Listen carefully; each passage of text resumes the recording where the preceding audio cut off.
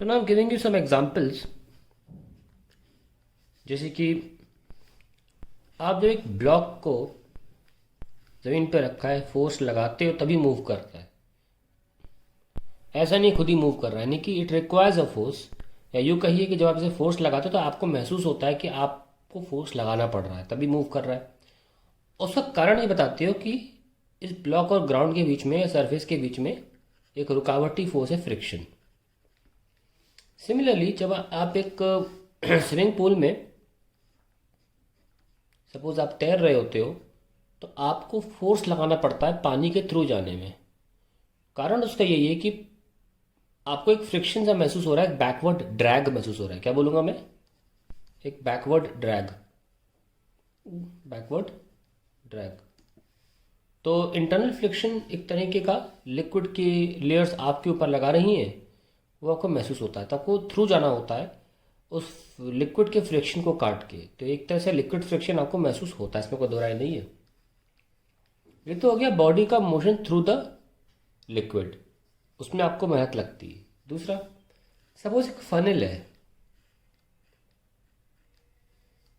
मान लीजिए इसमें आपने पानी डाला। सिमिलरली एक और फनल है, इसमें आपने हनी डाला।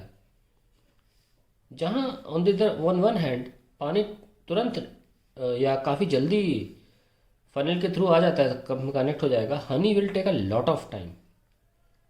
दैट मीन्स दिखने में ही फर्क था इन लिक्विड्स में। दैट मीन्स इस तरीके का लिक्विड, या यूँ कहिए कि लिक्विड्स की खुद की एक प्रॉपर्टी है जो अपने ही फ्लो को रोकता है ना। लिक्विड्स हैव अ प्रॉपर्टी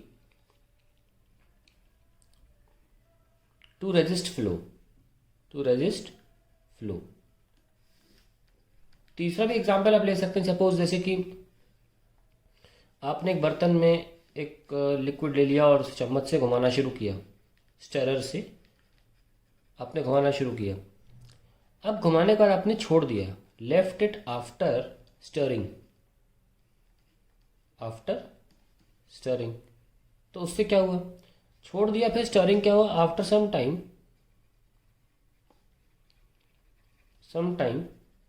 सबसे अच्छा एग्जाम्पल है लिक्विड स्टॉप्ड मूविंग,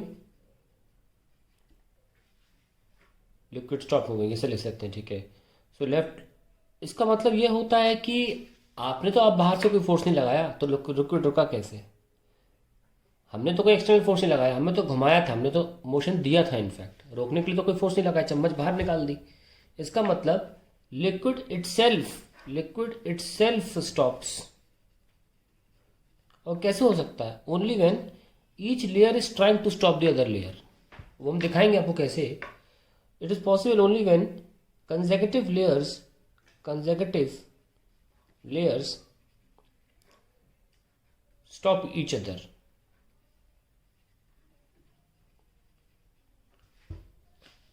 तो ये सब देखने के बाद हमने महसूस किया कि लिक्विड हैज अ प्रॉपर्टी,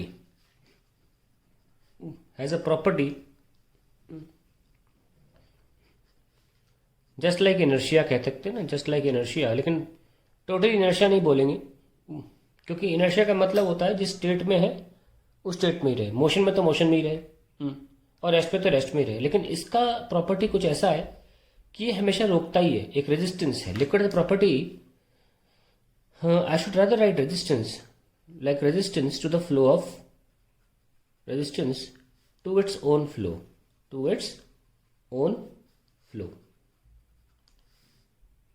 तो इस प्रॉपर्टी को बाद में हम डिफाइन करेंगे आगे जाकर। पहले तो लिख लें, what is the property just like resistance to its own flow. जैसे रेजिस्टेंस वायर में होती है, इलेक्ट्रॉन के फ्लो को रोकता है। सिमिलरली एक प्रॉपर्टी है लिक्विड की जो रेजिस्टेंस ऑफर कर रही है खुद के फ्लो को। जैसे कि मैंने अभी थोड़ी देर में डायग्राम बनाया भी था लेमिनर फ्लो के लिए, लेकिन यहाँ दोबारा बना देते हैं कि मान लीजिए तो ग्राउंड है या सरफेस है, सॉलिड सरफेस।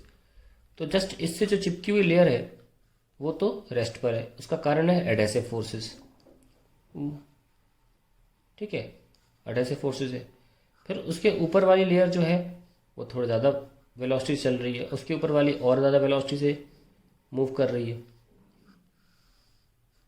ऐसे वेलोसिटी जैसे जैसे आप दूर जाओगे बढ़ती चली जाएगी, फ्लो ऊपर है।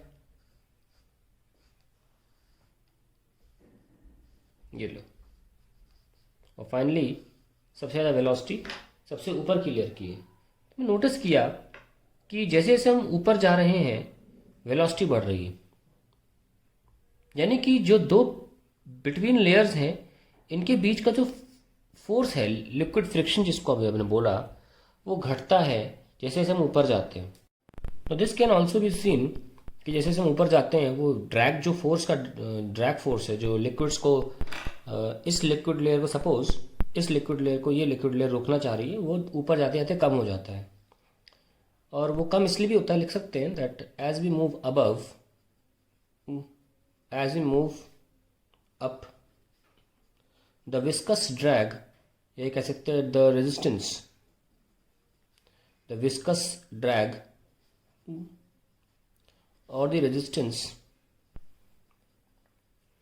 between the fluid layers, between the fluid layers decreases as the weight of liquid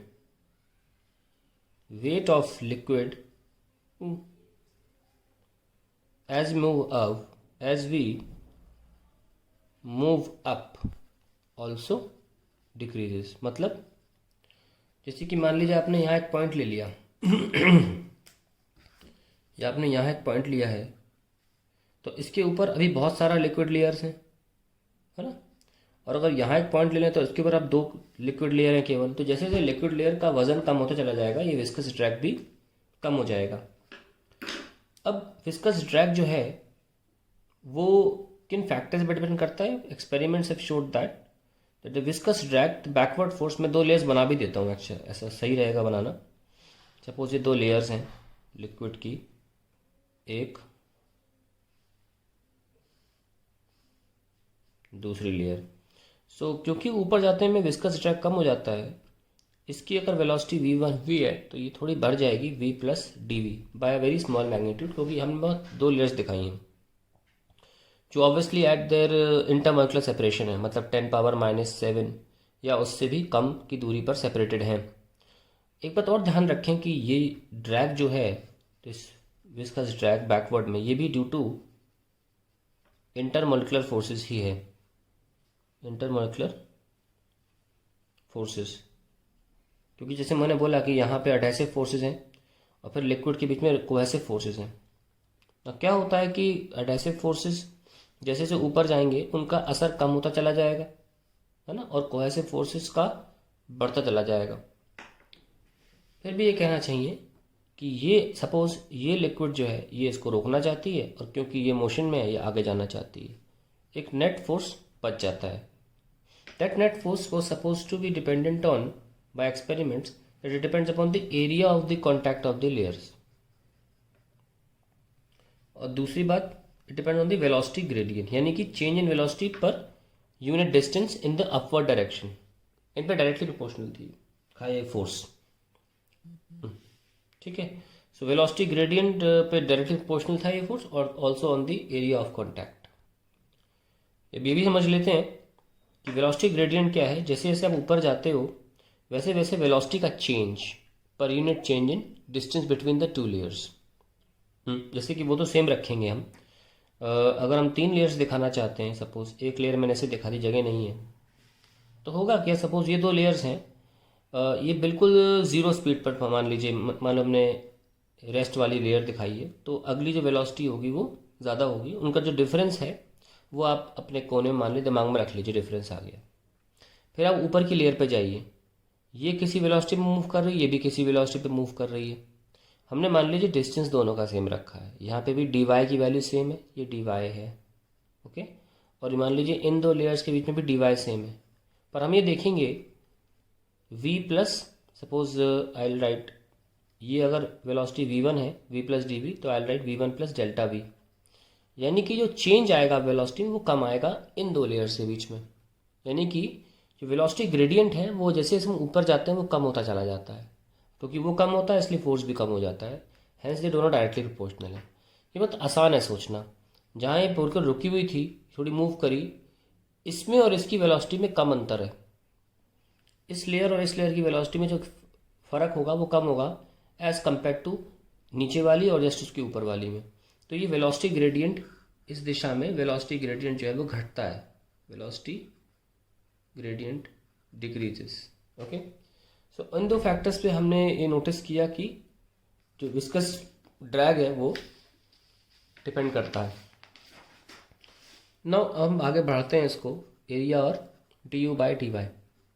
इस एरिया को आप सोच रहे हो कैसे किया होगा, ये एक्सपेरिमेंट कैसे किया होगा। ये भी सिंपल है कि आप एक ब्लॉक ले लीजिए, सपोज इंक्लाइंड प्लेन ले लो और एक ब्लॉक ले लो, उसके नीचे कुछ लगा दो, लिक्विड सा, ग्लिसरीन, कुछ भी एक ऐसा लिक्विड ले लो जो लगा दिया ऐसे, और उसी दौरान दूसरा एक्सपेरिमेंट लो और उसको लिक्विड को कम लगाओ, कम पोर्शन में लगाओ।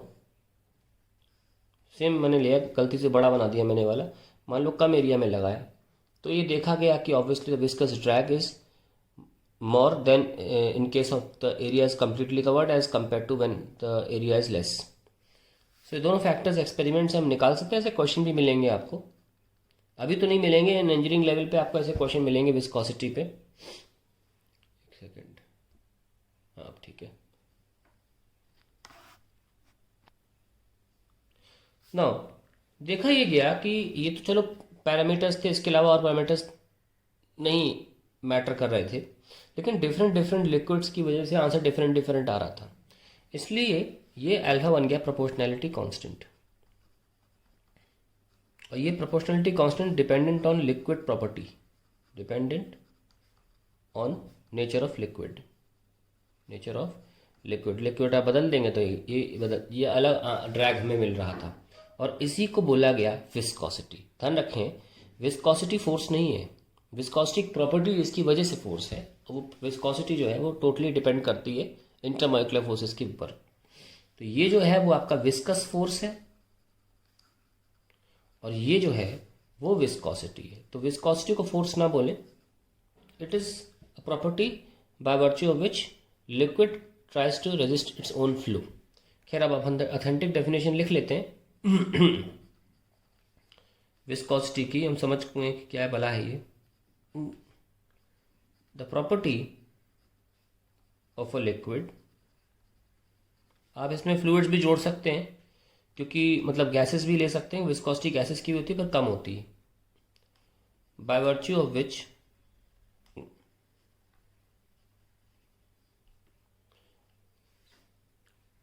a retarding force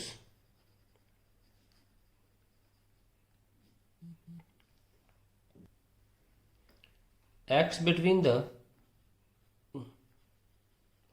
layers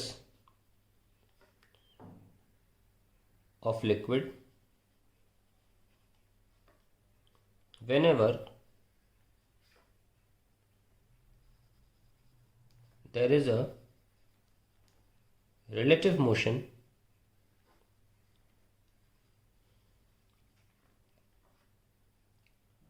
between the layers। Okay, तो ध्यान रखें विस्कोसिटी प्रॉपर्टी है, ये फोर्स लगता है प्रॉपर्टी की वजह से। The property of liquid by virtue of which retarding force act between the layers of liquid whenever there is a relative motion between the layers, that is the definition of viscosity. ठीक है, तो हम ये भी समझ गए force का formula क्या है। बट एक और तरीका है विस्कोसिटी को एक्सप्लेन करने का, जिसको हम नेक्स्ट वीडियो में लेंगे ताकि आपको हाईलाइट हो सके वो।